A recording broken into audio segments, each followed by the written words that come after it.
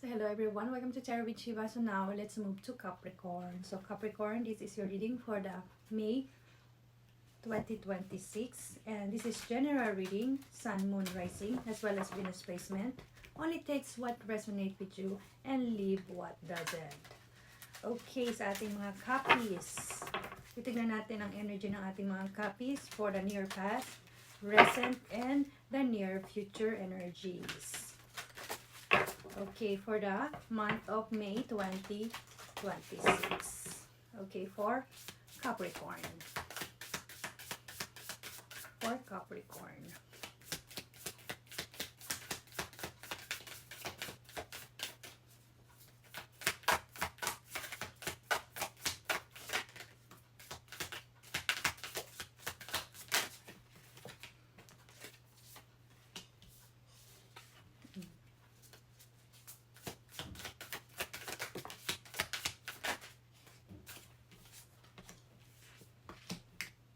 Confidence, the key for success.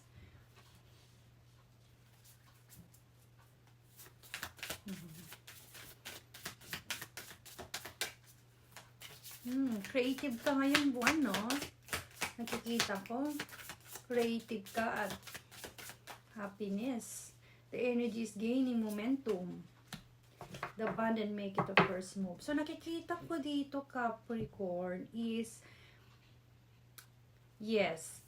Sa recent past mo, medyo may naging emosyon, no? Naging emotional, parang yung emosyon mo naging mataas, nag-self-reflect ka, mirror ka, no? At malakas din yung iyong spirituality, no? But na-overcome mo yon in your near past, no? Na-overcome mo yon. And in sa present mo, nakikita ko dito, meron creative ka, ang dami mong idea ng mga gustong gawin, which is napakaganda, masyadong busy, no? And since we're going to have a full moon in Libra and full moon in Scorpios, full moon in Libra and full moon in Scorpio. Yes. Sa around mid-May, andyan si full moon in Scorpio. But in May 1st, andyan si Libra. So, I believe na mas malaki yung expect your powerful change sa'yo, no? Yun yung nakikita ko dito. And also, you have the energy is gaining momentum and confidence is the key to success in your future or near future, no? Okay, Capricorn, let's dig in with these cards na lumabas sa iyo. Okay. Tignan natin yung ano ba yung mga nangyari sa iyo in the past, near past, no? One more card, please, for Capricorn.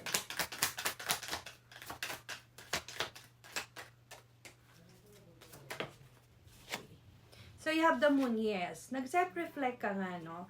And also, when it comes to your love, no, na naka-reverse siya actually kanina, in-upright ko lang.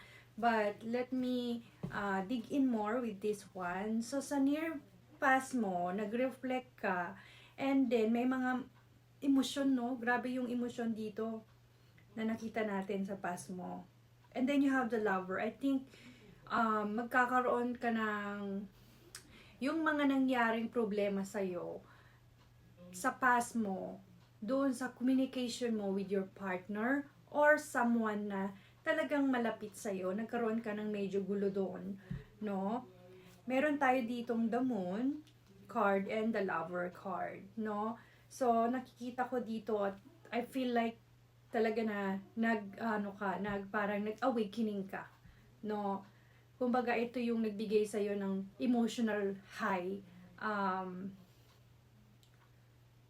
na nagbigay sa'yo para lumapit ka sa mas, alam mo yun, lumapit ka talaga doon sa kung sino talaga yung parang ancestors mo, yung naging malakas yung pagka-spirituality mo eh, no?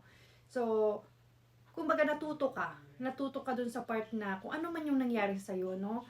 In the past, no, na gulo pagdating sa relationship or maybe romance, no? Relationship man to or relationship mo sa iyong family or sa iyong talagang circle. May mga gulo kang naranasan na yun yung nagbigay sa'yo ng mas matatag na, let me say, nagbigay sa'yo ng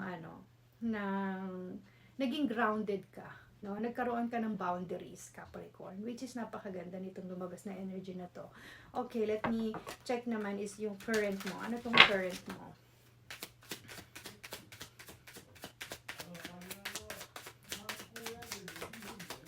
Sorry, maingay yung mga tao dito sa bahay ngayon. You have the Page of Pentacles. Nice. Okay. So, okay, Capricorn. You have the Eight of Swords and you have the Page of Pentacles. Okay? So, sa current mo, nakikita ko dito, no? This is the right time for you to make the first move when it comes doon na ayusin yung mga bagay na nagbigay sa'yo masyado ng parang ng, let me say, yung mga inis mo, yung mga galit mo, na talagang kinimkim mo lang, na hindi ka nakapagsalita, no? Kasi this is a powerful change sa'yo, eh. Kung hindi ka magkakaroon ng, kung hindi mo, let me say, kung hindi mo siya i-release at tatanggalin yung dating mga bagay na nagpa-galit sa'yo, nagbigay sa'yo ng, ng parang, let me say, yung nagbigay sa'yo ng powerless nun, no? Kasi meron ka ditong Eight of Swords. Si Eight of Swords kasi is about yung parang nakakulong ka sa isang bagay, no? Na kahit sabihin mo sa sarili mo na gusto mong alisin yun, gusto mong mag-move forward, you cannot move forward kasi nabablock nung past mo na yun, no? So, sinasabi ni Page of Pentacles dito, no? Kailangan mong tanggalin yung fog sa iyong mata, no? Tanggalin itong yung mga ganyang mga ganyang mental na kung ano yung mga iniisip mo, yung mga hindi mo matanggal at hindi mo maalis na past na mga bagay na nagpagalit sa'yo, alam mo yun, kasi you're a Capricorn. Si Saturn is currently nandun pa rin sa bahay ni Aries, which is lahat ng mga ruling planet or merong Saturn sa kanilang, malakas ang placement ni Saturn sa kanilang birth chart, no? Ito yung panahon na nagre-reflect kayo from the past, no? Ginagawa nyo ng paraan ngayon kung paano nyo ibabalance ngayon, or ginagawa nyo ng paraan kung paano nyo may aayos para mag-move forward. Kaya lang, kahit anong pilit na pag-move forward nyo, kung hindi nyo bibitawan yung ganitong past, no, at hindi kayo maglalagay ng emotional boundaries sa inyo, no, at hindi kayo lalabas kasi nakakulong kayo, naka-block, no, nakakulong kayo at naka-block, mga Capricorn, no. Yun yung sinasabi ng Page of Cups, no. Magsimula ka. Page of Cups, Page of Pentacles is also about beginning. Doing something new. Start something new na hindi mo nadadalihin yung mga mabibigat, no? Mabibigat na from the past ninyo. Because expect powerful change sa iyo, Capricorn. No? Expect powerful change. Okay, so yun yung sinasabi sa'yo sa current mo. And, okay, sa past mo, no, naging high yung emotion mo when it comes sa mga problemang napagdaanan mo, sa mga challenges na napagdaanan mo, na nagbigay sa'yo ng lalim para mag-isip pa. So, in your recent past, or sa past mo, no, ito yung nagbigay sa'yo, itong emosyon na to, yung nagbigay sa'yo, Capricorn, ng bagay para mag-self-reflect ka, no?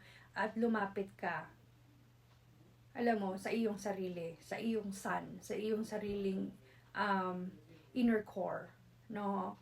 And then sa recent mo, kahit nag-awakening ka, kahit ginawa mo naman yung lahat para maging spiritual, close ka or connected ka sa spirituality mo, you believe in yourself, may tiwala ka sa sarili mo, may tiwala ka sa lahat ng mga decision mo. Kaya lang nakikita ko dito, it's still naapektuhan ka from the past. No? Ito kasi nga yung lumabas, diba? Naapektuhan ka pa rin. So, para simula at magdire-diretso yun para hindi na ma-block yung ganung ano mo, ganung mga opportunities mo at mga happiness mo, no? Kasi nahihirapan ka eh. Kumbaga, doon sa mga pinagdaanan mo, ang ginagawa mo na talaga, binibisi mo na lang yung sarili mo, Capricorn, no? Nag-focus ka na lang sa pagtatrabaho, focus ka na lang ng, and then you're forgotten that there's a lot of things na nasa harap mo, in front of you, na hindi mo nakikita, na yun din yung mga nagpapasaya sa'yo. At magpapasaya sa'yo. Okay? Alright, so, yes, tanggalin mo yung block na yon, Capricorn. Okay, tignan naman natin yung energy mo. This confidence is the key. Yes, you have a confidence, for sure tayo dyan. And yung gaining momentum. Anong energy ang magkukuha mo? Anong momentum to? Wow, you have the six of wands. And you have the, see, you also have the 6 of wands, and you also have the 9 of swords. Pagod, anxiety, overthinking. Okay. Oh, well, siguro ito yung parang magiging negative niya, and ito yung positive mo, Capricorn. Okay, so si 6 of wands kasi is about being creative, to be able to get your happiness, to be able to move forward, na mailalabas mo yung creative side mo, no? I think wag masyadong seryoso ang nakikita ko dito. Yung masyado kang maging seryoso at ma-drain ka na, magkaroon ka na ng anxiety, magkaroon ka na ng mapagod ka na, no? Kita mo? Mapagod ka na. So, yung confident is the key. It's okay to be there, no? It's fine, it's okay, no? Kaya lang, yung masobrahan ka sa trabaho, wag mong masyadong seryosohin yung mga bagay-bagay, yung buhay mo. Bigyan yung sarili ng pagkakataong mag-enjoy at maglaro, no? Yun yung sinasabi dito, para hindi ka mapunta sa ganitong situation, no? Ganitong, no? Magre-repeat cycle ka na naman, no? Okay, ito na yung opportunities mo eh, no? Kaya lang gusto mo po rin pumunta dito eh, nag-awakening ka na, no? Nag-awakening ka na, malapit ka na sa spirit mo, sa inner core mo, malapit ka na. Naiintindihan mo na yung yung malinaw na sa'yo, di ba? Okay, let me give you advice then. And nakikita ko dito, because you have the lovers, no? Yung lovers mo nandyan pa naman, no? I think, around starting May, and then after ng new moon in Libra, on May 1st siguro, until May 11th, yan, nakikita ko dito is, malakas pa rin yung romance ng mo. No, malakas yung romance mo, malakas yung love relationship mo dito. Okay, advice for the past for Capricorn. Past energy for Capricorn. Yes, kailangan mo lang ng balance, no? You have the 6 of Pentacles. Balance, no? Huwag mong balance nga dahil alam mo ba, no, sa sobrang focus mo sa pagtatrabaho mo, no, minsan over na yung emosyon mo, yung kasi 'di ba pagpagod tayo minsan, taas yung natin, parang mas mabilis, napaka-sensitive ng natin, ng mga natin, sensitive na yung pag-iisip natin, konting bagay lang, kapag lalo na tayo mga Capricorn, no, kapag konti lang, yung pagod na tayo, tapos hindi pa tayo naiintindihan ng kausap natin, or naiintindihan ng kasama natin, no, parang doon tayo mas mabilis nag-high blood or nag-high pressure ng alam mo yun, ng come on, common sense, parang ganun tayo, di ba? Ba't hindi mo ba mag-gets ka agad? Ba't hindi mo maintindihan yung situation? Bakit ganito, ganyan, no? So, yun lang ang ingatan mo, yung mabitrade mo yung sarili mo, dahil minsan yung pag ganung sistema ng sobra-sobrang pagtatrabaho mo, hindi ka nagbibigay ng time para sa sarili mo, Capricorn, is yan baka magkaroon ng argument, maging aggressive ka, no, hanggang sa lumabas na maging mabully ka, gano'n, no? Kasi you have the, yes, Five of Swords. So, balance lang. Yun yung sinasabi ni Six of Pentacles. Yun yung advice. I-balance mo para hindi ka magkaroon ng problema when it comes to having argument, being aggressive, hindi ka makapag-bully, no? Tapos hindi ka ma-stress, no? Dahil pag nag-start niya lumabas yung ganyan Capricorn, sigurado tayo na ganito ang baksak mo in the future. No? So, okay. Maganda namang advice for the past, no? Let me na advice for the recent mo. For recent mo naman, for Capricorn. Recent mo naman for Capricorn. Okay, daming Hangman. Okay, I see. You have the Four of Pentacles. Secure, no? Yung parang yung sinisecure mo na. Yun nga. Sabi nga natin kanina, meron ka ng boundaries mo. Meron kang, kumbaga sinisecure mo na yung kung anong meron ka, no? Kung sino lang yung mahal mo, yun lang. Doon ka lang nagfo-focus, no? And meron kang strength. No, si strength is about, syempre, alam mo yan, courage yan, di ba? Passion yan, no? Kumbaga, nag-i-inner strength yan. And also, si strengthen is about financial stability din. So, expect powerful change sa iyo, no? Simula ng May. So, even though nakakaramdam ka ng mga lack of direction mo, tapos panay na naman ang sacrifice mo, surrender mo, pagiging, surrender mo na, okay, basta ako na lang. Sige, ako na gagawa, ako na lang. No, sige, ako na. Pag puro ganon, yun nga, ang main tema natin dito is yung try to do not focus too much or do not take it too serious sa lahat ng bagay, Capricorn. Okay?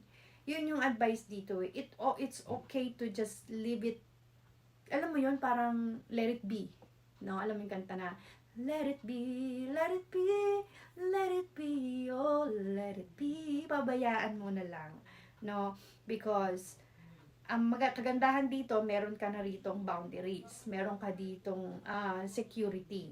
Meron ka ditong, let me say na, you already build your security eh. No? You're already grounded, Capricorn.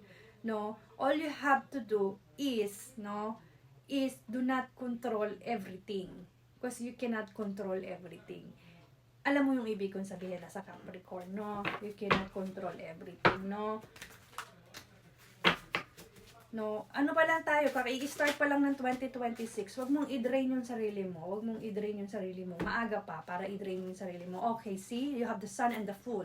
This is financial stability, prosperity, abundance. Ganda, new opportunity, taking risk, kahit hindi mo nakikita yung mga risk mo, just taking risk. Ang ganda, ang dami mong opportunity. So, nakikita ko dito kasi, of course, siguro, it's gonna be around June, October, and December. Yan yung nakikita ko dito na lahat ng mga tinanim mo is magbubunga na. Because right now, you're being creative, you're being grounded, which is super nice niyan para sa mga Capricorn to move forward. No? Basta yung advice kanina lang dito na wag kang magpa-burn out, wag kang magpapagod, wag kang magpapadala sa pagod, wag kang mga away or wag kang magiging aggressive, argumentative, no? Maging manipulative, sobra-sobra sa strategy, no? Just let it be, oh, let it be. Pumasok na tuloy sa utak ko yun. And then because you're gonna have yan ang advice sa'yo, the Sun and the Fool. No, super beginning, super nice, no? This is abundance. This is prosperity, Capricorn. Ito na, magbubunga na yung lahat ng tinanim mo. Aanihin mo na lang around end of the year or mga darating pang taon, 'di ba? So, yes, hindi naman mabigat yung nire-request sa'yo ng universe, yung maging grounded ka, no? Huwag kang masyadong seryoso. Push mo yung pagiging creativity mo. Gawin mo yung mga idea mo, mag-focus ka sa isa, wag sa madami, para hindi ka mapagod. Yun lang yung hinihiling sa'yo ng universe, and then you will get what you wanted to have in your life, diba? Very nice, maganda. Okay, so before I close your reading, let me give you Manifesting card for Capricorn. Manifesting card for this reading, please. Okay. So you have, I have faith in life. Okay, let's read together, okay? I surrender to life and live fully in the present, trusting that God is always near. My faith surrounds me with light no matter what happens. I release my worries, knowing that life will always provide what is best for my soul. Wow, napakaganda. Claim it, Capricorn. Thank you and see you in my next video.